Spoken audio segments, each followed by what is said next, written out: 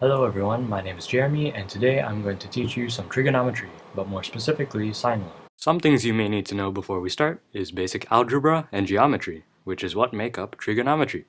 You might wonder, what is trigonometry used for? Well, it is used for finding the dimensions of a triangle. What you will need to have in order to learn about sine law is a scientific calculator, a pencil, and paper, so go and pause this video and get them. Don't worry, I'll wait for you. Alright, so as you can see, I have set up some equations and examples for you to follow. These equations in these boxes are what sine law is all about.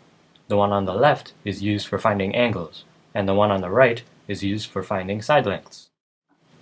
The variables uppercase ABC and lowercase abc represent the angles of a triangle and the side lengths of a triangle. Each letter corresponds with its uppercase version as its opposite side. For example, since lowercase a is here, uppercase A is this angle. As well, it works the other way too. If uppercase A is here, then lowercase a is over there.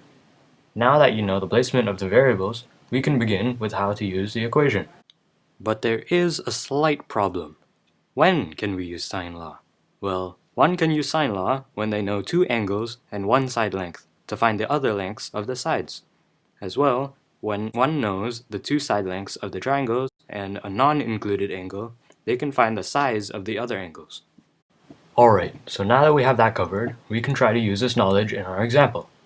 So, we are trying to find a side length, meaning that we use this equation. Now, let's substitute the variables with our numbers.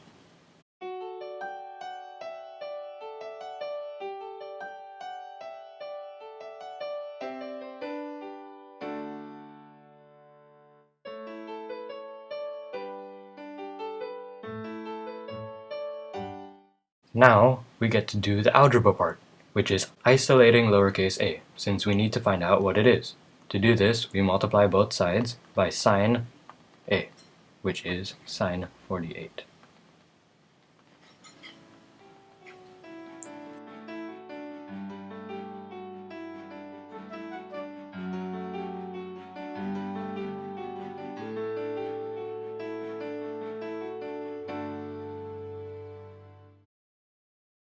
Now that we have our equation to find the side length, we need a calculator.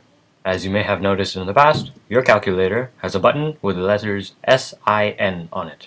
This is the button you press in order to get sine in the equation. As you can now see, I have written down the buttons that you need to press in order to find out the answer. And the answer turns out to be 28.4. Well done. The best thing about this law is that it can be used for any triangle. Yes, that's right, any triangle, which is amazing. And that is one way of using sine law.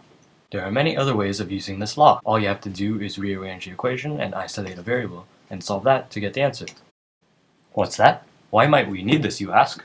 Well, it can be used for many things in the real world, such as engineering, geography, astronomy, and lots of other stuff. And even just measuring things. Because if you think about it, triangles are everywhere.